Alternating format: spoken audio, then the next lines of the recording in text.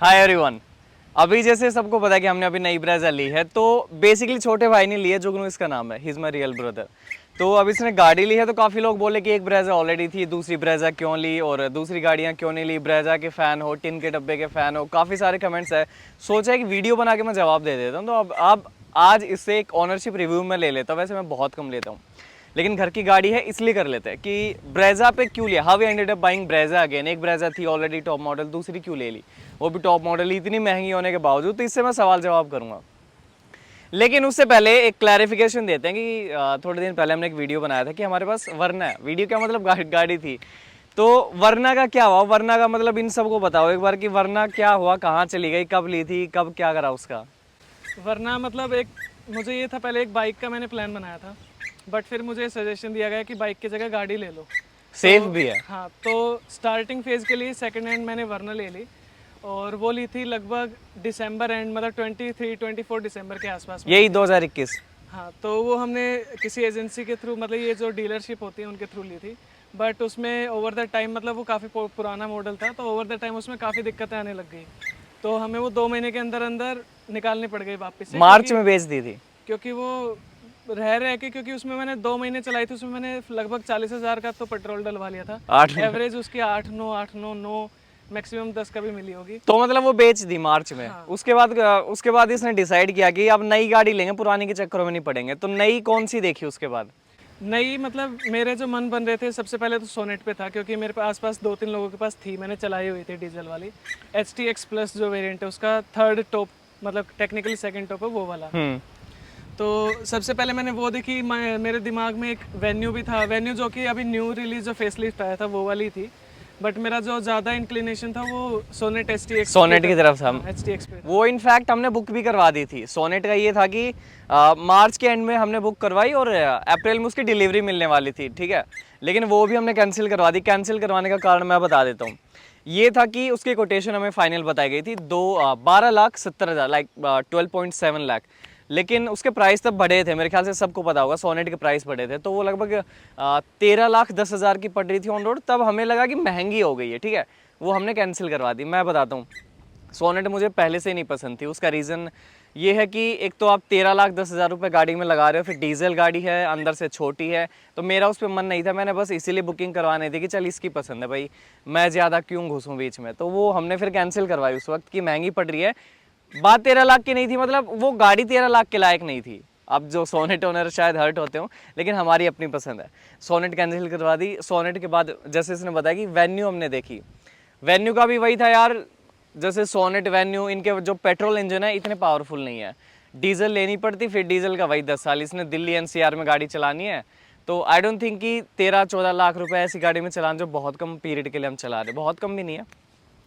तो हमने सोनेट छोड़ दी, हाँ, वेन्यू छोड़ दी। सोनेट की जैसे थर्सडे को ही डिलीवरी आनी थी, तो मे बी ट्यूसडे के अराउंड कैंसिल कर 2-3 दिन पहले हमने डिलीवरी कैंसिल करवा दी। इनफैक्ट काफ़ी लोगों ने तब कैंसिल करवाई थी। अच्छा, अब बात करते हैं, स्कॉर्पियन भी आ गई थी उस वक्त। हमने कब 10 जुलाई को ली है, तो स्कॉर्पियन आ गई थी। स्कॉर्पियन का क्या रहा, वो क्यों नहीं ली। मतलब एक तो जो मेरा हमेशा से माइंड सेट रहा है कि अगर मैं कोई चीज़ ले रहा हूँ तो अच्छी लूँ। अच्छा, तो मेरा जो बजट था 13-14 के अराउंड तक में, उसमें उसका बेस मॉडल ही आ रहा था, मतलब एंट्री लेवल आ Z2। रहा था। तो उसमें फीचर्स वगैरह मिलते नहीं, बस बाहर से मैं डब्बा लेके घूमना नहीं चाह रहा था। और उसमें जो डिलीवरी टाइम था ना, वो हाँ, काफ़ी ज़्यादा था। ये तो और सबको पता है। हाँ, तो फिर मेरा ज़्यादा मन, मतलब फीचर्स की तरफ ज़्यादा ओरिएंटेड रहता हूँ मैं, तो हाँ, इसलिए मैंने वो उसको ज़्यादा प्रेफर नहीं किया। स्कॉर्पियो का ये है ना भाई, देखो XUV 700 को कितना टाइम हो गया, अभी तक लोगों को डिलीवरीज नहीं मिलती। तो महिंद्रा की गाड़ियाँ नो डाउट अच्छी हैं, लेकिन डिलीवरी टाइम बहुत ज़्यादा है। और गाड़ी इसको जल्दी लेनी थी, ऑफिस से कम्यूट करना है, इधर उधर आना जाना है।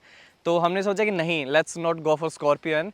और अब ब्रेजा पे कैसा ख्याल आया, जैसे वही ब्रेजा ऑलरेडी थी, तो दोबारा ब्रेजा क्यों ले ली, क्या रीज़न था, एग्जैक्ट क्या रीज़न था। मतलब लोगों ने भी, जब मैंने बोला था कि दूसरी ब्रेजा लेनी है, तो सब यही बोले थे कि यार एक है तो दूसरी क्यों ले रहे हो। बट ये था ना कि इसका जब अभी अपडेट आना था, तो इसमें इसकी लुक एंड फील भी चेंज होगी।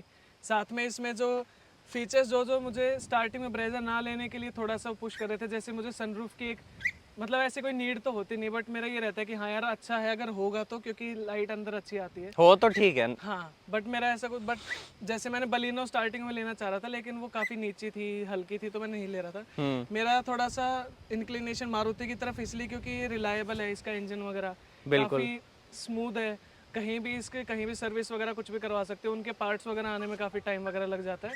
ये तो बाद की बात है। जैसे भाई क्या हुआ ना कि देखो ऑप्शंस बहुत लिमिटेड रह गए थे। हमने सेडान की भी तरफ भी देखा कि वरना भी आ जाएगी, इतने में सियाज भी आ जाएगी।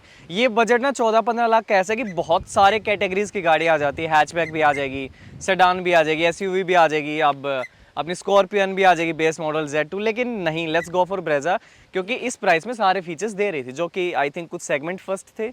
आई थिंक HUD पता नहीं सोनेट में है कि नहीं है, बट इसमें थी, 6 एयरबैग थे, HUD नहीं उसमें, सेल्टोस हाँ, में। वायरलेस चार्जर, तो काफी सारे फीचर्स की वजह से we ended up buying this car. ठीक है, वही, और मतलब ब्रेजा की परफॉर्मेंस तो चेक है ही, घर पे है ही, हाँ। और साथ में लुक वगैरह भी अब अच्छी, मुझे तो मतलब एनीवे अच्छी पहली वाली लगती से है। क्या चीज इसमें अच्छी लगी जो अपनी मतलब में लुक नहीं है? में तो जो इसका रियर लुक है वो मुझे काफी अच्छा लगता रेयर है, तो भाई नो डाउट। काफी अपीलिंग है। हाँ। और फ्रंट में भी मतलब मुझे तो यूँ गाड़ी चलाऊंगा तो अंदर बैठ के चलाऊंगा तो दिखती नहीं आगे से, तो मुझे दिक्कत नहीं। अच्छा, अब बात करते हैं कि देखो कब ली, कितने में ली, कैसे पड़ी, उसकी वीडियो बना रखी है, वो डिटेल में देख लेना, इस वीडियो में बात नहीं करेंगे।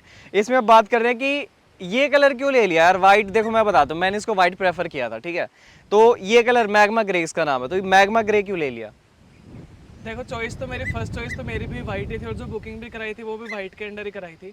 बट जैसे ही सर्विस आपने विजिट की थी शोरूम में वहाँ पे, तो उन्होंने बताया कि वाइट में तो ZXi अवेलेबल है जो सेकंड टॉप है, और अगर हमें ZXi प्लस ही चाहिए तो सिर्फ और सिर्फ मैग्मा ग्रे ही अवेलेबल था, जो कि सेम डे या फिर नेक्स्ट डे अवेलेबल थी डिलीवरी। गाड़ी आ गई थी। जैसे मैं अपनी गाड़ी का कुछ काम करवाने गया था, तो वो बोले अगर वाइट में लेनी है तो go for ZXi, otherwise you have to wait for ZXi plus, we want in white.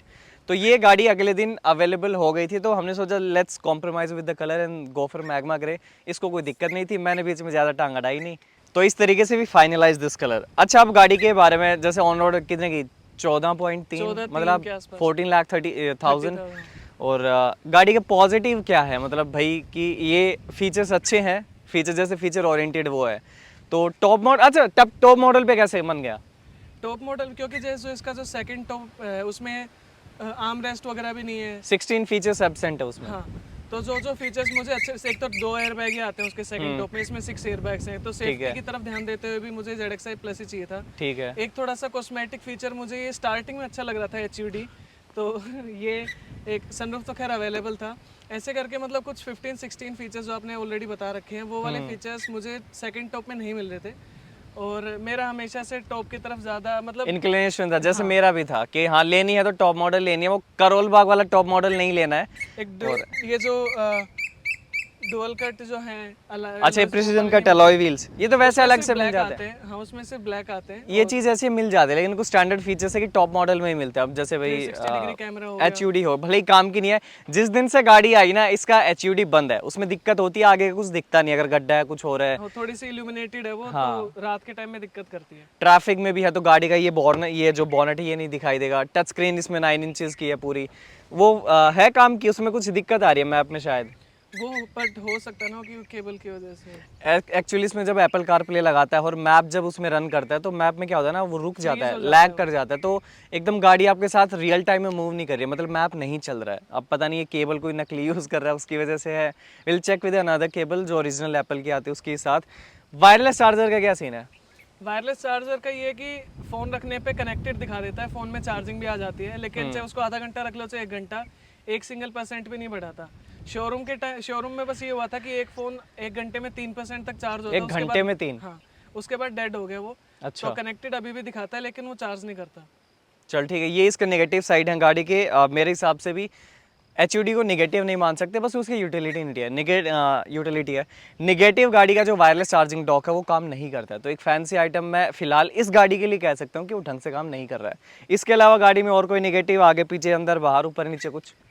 Negative तो नहीं, मतलब 1-2 चीज़ जो मुझे मिसिंग लगती है ना इस सेगमेंट में, मतलब 14.3 ऑन रोड होने के बाद भी, कि एटलीस्ट TPMS होना चाहिए था। ठीक है, मतलब जैसे अगर मैं कॉम्पिटिटर सोनेट वेन्यू वगैरह सब भी देख रहा था, तो उसमें दे रही हैं। स्टैंडर्ड आता है, और वो चीज़ ज़रूरी भी, क्योंकि मैं थोड़ा सा कम ही ध्यान देता हूँ चलाने पे, तो जब कम हो जाती है तभी पता लगता है मुझे। हाँ, TPMS होना चाहिए था एक तो, और सेकेंडली एक चीज़ और क्या बता, सीट कवर लेदरेट। मतलब अगर 14.3 ऑन रोड आने पे भी, जैसे इसके कॉम्पिटिटर्स में लेदरेट, सेमी लेदरेट भी मिलती है, और वेन्यू में शायद लेदर सीट्स भी मिलती हैं विद इलेक्ट्रॉनिक सीट एडजस्टमेंट्स वगैरह। हाँ यार, ये एक मेरे हिसाब से कि इतनी महंगी गाड़ी और इलेक्ट्रॉनिक सीट मतलब इलेक्ट्रिक सीट एडजस्टमेंट नहीं है, अभी भी मैनुअल है, हाइट एडजस्टमेंट भले ही हो, लेकिन अभी भी वही है, अब वो दिक्कत है। अब चलो थोड़ा पोज चेंज करते हैं, साइड चेंज करते हैं, जो कि गाड़ी का रियर लुक काफ़ी फेमस हुआ था, उसके बारे में मतलब क्या ख्याल है? लुक तो पहले से मुझे तो गाड़ी काफ़ी चौड़ी दिखाई देती है, व्हाट्स योर ओपिनियन? हाँ मतलब ये जो कैरेक्टर्स हैं वो काफ़ी मुझे अच्छा लगता है, मतलब काइंड ऑफ जो है गाड़ी उससे रिलेट करते हैं। और साथ में इसके एलईडीज, ये सेटअप मुझे काफ़ी अच्छा लगता है वो सी टाइप वाले से। देन बस अच्छा है कि मतलब ये खैर आप चारों के चारों जो पार्किंग सेंसर है वो थोड़ा सा हाइट के हिसाब से है, बट मुझे अच्छी लगती है काफ़ी इसके जो रियर लुक है। स्मार्ट हाइब्रिड लिखा हुआ है, वैसे इसका ज़्यादा फायदा है नहीं। अच्छा, माइलेज कितनी दे रही है? माइलेज अभी मतलब जैसे मैंने एक बार टेस्ट की थी तो हाईवे पे तो मुझे मिल रही थी 18 के आसपास की। उसके बाद में मैंने अभी धीरे धीरे जब सिटी में भी चला रहा हूँ तो मुझे 16 to 17 अभी भी मिल रही है स्टैटिक। तो लेकिन हाँ, स्टार्टिंग में मुझे जब धीरे धीरे करके जब बढ़ रही थी तो एक बार 13-14 पे स्टेबल हो गई थी, लेकिन उसके बाद में 16 to 17 इज एवरेज अभी हर जगह पे, चाहे वो सिटी हो, हाईवे पे 17 प्लस हो जाती है, 17.5 17.6, बट 16.5 से नीचे नहीं जा रही। जैसे अपने गांव के एरिया ना देखो, उसमें तो 13-14 दे रही है बस, उसमें ऊबड़ खाबड़ रास्ते। एमआईडी में तो तब भी ये 16 पे ही स्टेबल वो है। लगभग एग्जैक्ट ही है, लोगों के मिथ है कि वो एग्जैक्ट नहीं देती है। मैंने टैंक टू टैंक जस्ट नापी थी, वेरी एग्जैक्ट, मतलब एकदम निकल कर आई थी, जब अपनी की करी थी, इसकी नहीं करी है। हाँ चलानी है, मैं हाईवे पे और गांव में सेम तरह ही चलाता हूँ तो सेम एवरेज आती है। अच्छा, चलाने में कैसी है? इसका फीडबैक, ड्राइविंग एस्पेक्ट अगर देखें तो कैसे है चलाने में? काफ़ी कॉन्फिडेंट फील होता है मुझे और काफ़ी अच्छा भी होता है। पावर मुझे अच्छी लगती है कंपेयरिंग की, ये एक पेट्रोल इंजन है तो थर्ड गियर में ये भी एकदम से खिंचती है, तो मुझे पावर इसकी काफ़ी अच्छी लगती है चलाने में। काफ़ी मतलब जो सिटिंग पोस्चर है, बोनेट विजिबिलिटी है जो कि बहुत ही बढ़िया है, साइड में भी विंग्स की तरह से निकले हुए तो पूरा का पूरा बोनेट काफ़ी अच्छी तरह दिखता है। मुझे भी बॉनेट इसका काफ़ी पसंद है, पहले वाली से मच बेटर इसकी विजिबिलिटी है और बहुत ही शानदार इसका बॉनेट पूरा दिखाई देता है, तो विजिबिलिटी इश्यूज़ नहीं है गाड़ी में। विंडशील्ड भी काफ़ी चौड़ी है।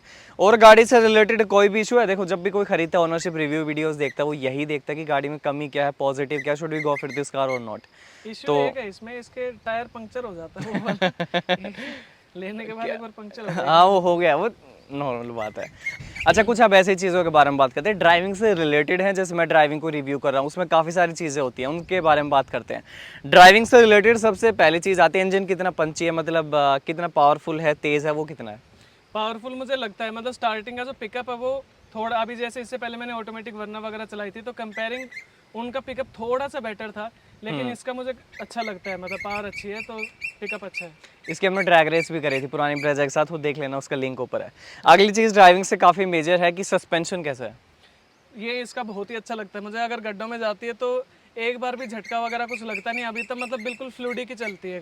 कहीं भी अगर जैसे ब्रेकर हो छोटे वगैरह या फिर रोड में छोटे मोटे गड्ढे हो तो बिल्कुल प्यार से निकलती है। तो सस्पेंशन सिस्टम और इसका जो स्टेयरिंग है वो मुझे बहुत ही प्यारा लगता है। स्टेयरिंग तो है, और सस्पेंशन की मैं भी तारीफ करूंगा, मेरी ब्रेजा से बेटर है। अभी वो भी है कि एकदम नई गाड़ी है तो हो सकता है कि थोड़ा टाइम के साथ हो जाए चेंज, लेकिन एट दिस मोमेंट जब गाड़ी को लगभग 1.5 महीना हो चुका है, बहुत ही शानदार इसका सस्पेंशन है, कोई आवाज़ नहीं है, गड्ढों में, ख़राब रास्ते में बहुत परफेक्टली ट्यून्ड है, हाईवे पे बहुत स्टेबल है और ख़राब रास्तों में गड्ढे नहीं लगते ना, इधर उधर घूमती है। उसके बाद स्टेयरिंग का इसने बता दिया भाई, मुझे काफ़ी पसंद आया, मुझे भी बहुत लाइट फील होता है, और मतलब इतनी हैवी गाड़ी है फिर भी। और स्टेयरिंग के अलावा कंफर्ट, सीटिंग कंफर्ट बहुत अच्छा है, मतलब जैसे हाइट्स वगैरह जो, मैं तो वैसे काफ़ी नीचे बैठना ही अभी इसमें पसंद कर रहा हूँ क्योंकि बोनेट विजिबिलिटी पूरा काफ़ी दिख रहा अच्छी है। अच्छा, एक चीज़ मैं बताता हूँ, जब हमने इसकी वीडियोस डाले कि हमने ब्रेजा ले लिया, कम्युनिटी पोस्ट जो भी स्टेटस अपडेट किया, लोगों ने बोला कि you should have gone for, अभी कौन सी आई, ग्रैंड विटारा के लिए जाना चाहिए था। तो मैं बताता हूँ, ये ऐसी बात है कि वेन्यू ले रहे थे और क्रेटा लॉन्च होगी तो आपको क्रेटा के लिए जाना चाहिए था। अब ये देखो कि जिस बजट में ये ली है, जितने फीचर्स आ रहे हैं, क्या ग्रैंड विटारा सेम चीज़ें ऑफर करी in the same budget, which grand Vitara was not offering. Obviously उसका बेस या सेकंड बेस वेरिएंट आता, तो इसलिए। लेकिन मारुति ने भी एक गलती करी कि 20 दिन के इंटरवल में ही दोनों गाड़ियां लॉन्च कर दी, तो शायद हम सोच सकते थे ग्रैंड विटारा के बारे में, लेकिन अब वो बाद में आई, ले ली थी गाड़ी, छोड़ो उस बात को। बाकी चीज़ें, गाड़ी की हेडलाइट कैसी है? हेडलाइट्स काफ़ी अच्छी हैं, मतलब सेम सेटअप है पुराने वाला, हम्म। और एक लेवल का थोड़ा सा इशू था। कि हाँ इशू था, वो रिजोल्व हो गया था, तो लाइट से मैं काफ़ी खुश हूँ। बस एक वो जो क्लिक क्लिक साउंड है वो नहीं आती, बाकी मतलब सामने वाला की आंखों में मारने मजा आता क्लिक क्लिक क्या है ना, वो जैसे लीवर को हम पास मारते हैं ना भाई, वो इतना सुकून देता है ना, मेरे में बहुत शानदार आवाज़ है, जिस हुंडे की गाड़ियों में मिस्ड आउट है वो। है। हाँ इसमें साइलेंट है बिल्कुल। मतलब अंदर बैठो ना, तो अगर साइड में पैसेंजर बैठ, उसको फील होता है हाँ ये पास मार रहा है, तो बहुत शानदार वो आवाज़ करता है। अच्छा, इसके अलावा ऐसे फीचर्स जो कि पुरानी ब्रेजा में थे और अब इसमें नहीं है? एक तो जो ऑटोमेटिक वाइपर्स हैं रेन सेंसिंग वो इसमें मिसिंग है। मतलब काफ़ी टाइम अपनी में है? हमें ये सोचने में कि इसमें है कि नहीं है, हाँ, तो काफ़ी टाइम बाद पता चला कि इसमें वो नहीं है। इसमें क्या है कि जैसे ऑटोमेटिक वाइपर नहीं है, इंटरमिटेंट वाला ही फीचर है, आप उसको कम ज़्यादा कर सकते हो, लेकिन ऑटोमेटिक रेन सेंसिंग वाइपर नहीं है, ठीक है। ये एक शायद मेरे हिसाब से डिसएडवांटेज है, अब किसी को ये यूज़फुल लगेगा, किसी को नहीं। एक पीछे भी था डिक्की में एक फीचर। हाँ, एक 12 वोल्ट का सॉकेट मिसिंग है, तो अभी ज़्यादा लोगों के लिए प्रैक्टिकल नहीं है, लेकिन जैसे हमें अगर डैश कैम वगैरह लगाना है तो हमारे लिए ईज़ वो हो जाती थी कि उसका हम पीछे वाले सॉकेट को यूज़ कर सकते थे, ताकि आगे कभी भी कोई एसेसरी लगानी हो तो कैमरा ना हटाना पड़े। करेक्ट। लेकिन अभी आगे वाला इंगेज्ड है, तो या तो मुझे एक एक्सटेंशन चाहिए या फिर मुझे कैमरा को उस टाइम के लिए हटाना पड़ता है, अगर जैसे वैक्यूमिंग वगैरह कुछ भी करना है तो। एक मिस हुआ है पॉजिटिव फीचर बताना, जो कि इसका 360 डिग्री कैमरा। तो इसके जो चारों के चारों यूनिट है वो बिल्कुल क्लियर है, मुझे रात में भी कभी भी दिक्कत नहीं आती, और रेन वगैरह में भी कभी कोई इशू नहीं आता ऐसा कुछ। और उसका जो मुझे सबसे अच्छा जो इसका यूज़ लगता है, जैसे अगर गाड़ी कहीं मेरी रात में पार्कड है या फिर कोई आगे लेटा हुआ है वगैरह, जैसे भीड़ वगैरह में भी अगर बम्पर टू बम्पर ट्रैफिक है, कोई आगे से निकल रहे हैं छोटे, मान लो कोई जानवर वगैरह भी रहते हैं, तो मुझे बोनेट के पीछे वो दिखते नहीं, कम से कम मतलब 4-5 फीट का कुछ दिखता नहीं, तो उस टाइम पे 360 डिग्री कैमरा हो गया। यूजफुल कहीं है। टाइट स्पॉट में अगर पार्किंग कर रखी है उस टाइम पे अगर मुझे निकालनी है, तो रिवर्स के टाइम पे भी और आगे चलाने के टाइम पे भी up to 10 kilometer per hour की स्पीड तक वो 360 डिग्री एक्टिवेटेड रहता है, तो वो काफ़ी यूज़ में आता है मेरे। इसके अलावा कोई और पॉजिटिव एक्सटीरियर, जैसे रोड प्रेजेंस बताओ गाड़ी की एक बार। अभी सुनो, रोड पे कभी अगर वाइट कलर में देखी तो पछतावा होता है कि वाइट ले लेते हैं। नहीं, मतलब मैंने देखी भी है, तो ZXi तक मैंने देखी है वाइट में, लेकिन उनकी ना ये क्लैडिंग है बिल्कुल ही कंट्रास्ट ना एकदम से डिफरेंट लगता है, तो ये दूर से ही दिख जाती है कि हाँ कुछ ब्लैक एंड वाइट चल रहा है। तो मुझे इतना कुछ गम नहीं है कि वो वाइट ले लेनी चाहिए थी। इस कलर में ना क्लैडिंग ज्यादा दिख नहीं रहा, थोड़ा मैच हो रहे हैं दोनों कलर, थोड़े दोनों डार्क हो गए तो अब ज्यादा दिखाई नहीं देती। वैसे ओवरऑल रोड पे प्रेजेंस ठीक है आई गाड़ी की। कैचिंग फीडबैक है हर जगह, मतलब स्टार्टिंग में तो जैसे काफ़ी लोगों को अभी भी नहीं मिली, वेटिंग इसकी भी काफ़ी ज़्यादा है, तो मुड़ मुड़ के देखते हैं लोग, और जहाँ पे भी अगर मैं रोकता हूँ तो वहाँ पे पूछते हैं कि ये वाली कब आई, कौन सी आई, ये वाली अच्छी लग रही है, पूरी लुक ही बदल दी, अंदर से भी बदल दी, तो फीडबैक्स मिलते हैं। मुझे भी 2 बार रुकवा कर पूछी थी कौन सी है, ग्रैंड विटारा है क्या, तो रुक रुक कर पूछते हैं लोग अभी, क्योंकि ज्यादा लोगों को डिलीवरीज मिली नहीं है। तो guys this was all about this video. गाड़ी के पॉजिटिव भी बता दिए, नेगेटिव भी बता दिए, और यही कुछ था इस वीडियो के बारे में। गाड़ी से रिलेटेड, जैसे अगर फर्स्ट सर्विस गाड़ी की हो चुकी है, लगभग कितनी चला दी, 3000 के आसपास सर्विस हुई थी, 1300 के आसपास, 1300 किलोमीटर पे, तो वो वीडियो देख लेना। ज्यादा कुछ होता नहीं है वैसे उससे, गाड़ी खड़ी नहीं रहने देता। चलती रहती है गाड़ी। तो यही कुछ था, पॉजिटिव हो गए, नेगेटिव हो गए। Now make up your mind कि आपको ये गाड़ी लेनी चाहिए कि नहीं। आपको लगता होगा कि महंगी है, काफ़ी नो डाउट महंगी है, लेकिन फीचर्स उसी हिसाब से फिर गाड़ी में है। अब इसका जो है ओनरशिप मैंने शेयर कर दिया। अब जो भी इसने पॉइंट बताए वो इसके खुद के हैं। कमेंट्स आते नहीं, हमें तो ऐसा लगता है, वो आपको अपना ओपिनियन है, इसका अपना ओपिनियन है। So let's not argue on that. So this was all about this video. Share your comment in the comment section कि कैसी लगी वीडियोस। और इसके बाकी कुछ वीडियोस है, इसके सीरीज़ है, लगभग 8-10 वीडियोस होंगे शायद, मैं शेयर कर दूंगा, तो शायद आपको एक आइडिया मिलेगा। Till then subscribe to the channel, keep watching the video, follow me on Instagram. Thank you.